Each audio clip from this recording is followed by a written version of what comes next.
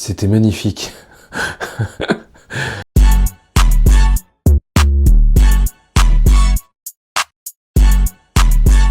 Salut, moi c'est Gog, je suis un grand fan de séries, j'en ai vu une centaine. Mais culture film, je suis zéro. Alors cette année, j'ai décidé de changer ça en créant CTC, Construis ta culture. J'ai fait une liste de 60 films qui sont plus ou moins cultes et tous les lundis à midi, je te fais le débrief du film que j'ai vu. Je les ai tous regroupés dans une roulette, la roulette des films, et aujourd'hui, on est tombé sur Avatar 2.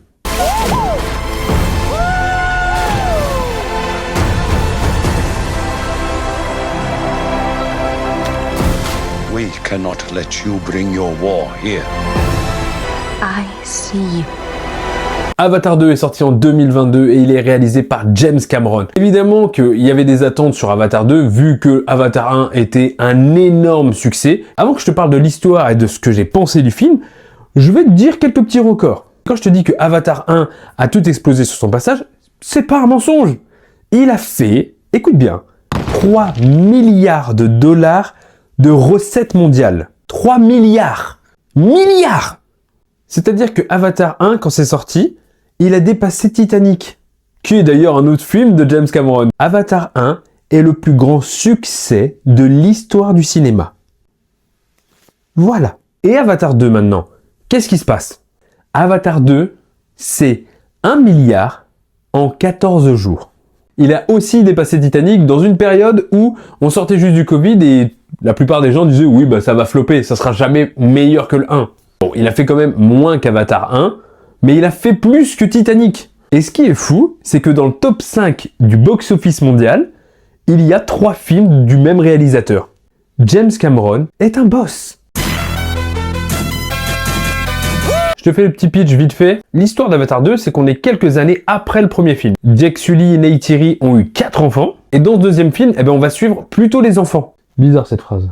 Le premier, c'est le petit chouchou du papa, c'est la fierté. Le deuxième, c'est l'enfant à problème, il fait que des conneries. La troisième, c'est une fille, elle a des pouvoirs et elle est très différente des autres et ça se sent, et elle se sent différente. La dernière, c'est aussi une fille et c'est la touche juste mignonne du film. Clairement, ce n'est plus juste l'histoire de Jake Sully. Non, c'est l'histoire de toute une famille. Le colonel Quaritch aussi qui va revenir, mais sous une autre version. En fait, c'est un avis maintenant. Évidemment, il revient pour se venger. Il a la dalle. Neytiri et Jake Sully, il les a pas oubliés. Donc quand Jake Sully apprend que le colonel veut se venger, du coup il va prendre toute sa petite famille et il va partir dans une autre partie de Pandora qu'on n'avait jamais vue, chez les Madkaina. Je crois que j'ai bien dit. Et pratiquement tout le film, ça va être une traque. Quaritch et ses potes qui vont essayer de chercher Jake Sully et sa famille. Parlons maintenant des visuels du film. Ce qui touche tout le monde.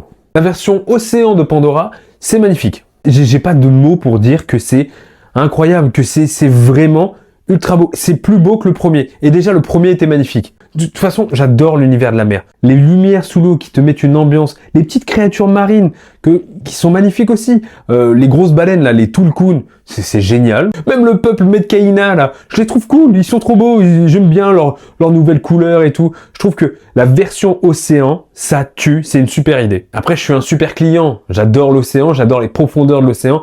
J'adore que ça soit si secret, tout ça. Je trouve ça formidable. D'ailleurs, je trouve toujours ça un peu con qu'on a réussi plusieurs fois à aller sur la Lune, mais par contre, les profondeurs de notre propre planète, on les connaît pas. Et puis James Cameron, c'est pas un spoiler, il adore l'océan.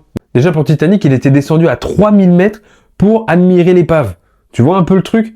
Mais il est même pas descendu que à 3000, il est allé dans la fosse des Mariannes où il est descendu à plus de 11 000 mètres. C'est clairement le mec parfait pour faire ce genre de film. Pour moi, et je dis bien pour moi, Avatar 2 tabasse Avatar 1. Et ça, c'est encore mon avis, mais je trouve que souvent, les seconds opus d'une saga sont meilleurs que les premiers. Par exemple, Spider-Man 2 de Sam Raimi, c'est incroyable. Pirates des Caraïbes 2, c'est le meilleur. Retour vers le futur 2, c'est sans doute le meilleur aussi. Star Wars 2, non. L'attaque des clones, là, c'est pas très bien, ça, hein. Bon, t'as quand même compris l'idée, j'adore les deuxièmes films d'une saga. Je trouve que ça marche vraiment bien. Pour certains films. Le film dure 3 heures. Est-ce que c'est long? Oui. Est-ce que j'ai vu le temps passer? Non. C'est un film de A à Z, il n'y a pas d'erreur. Tout est bien. Je peux pas te spoiler la fin, que là, maintenant, j'ai envie d'aller voir le 3. Écoute, il est encore dispo, mais je vais aller le regarder.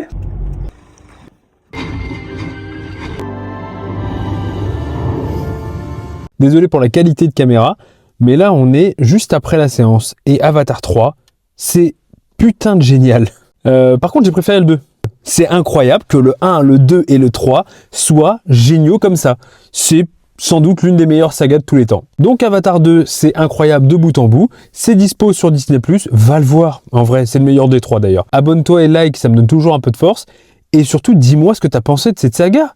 Et surtout du film. Et moi, je peux te dire que Avatar 2, check, je l'ai vu. Et moi, je te dis à lundi prochain à midi pour un nouveau film. Ciao.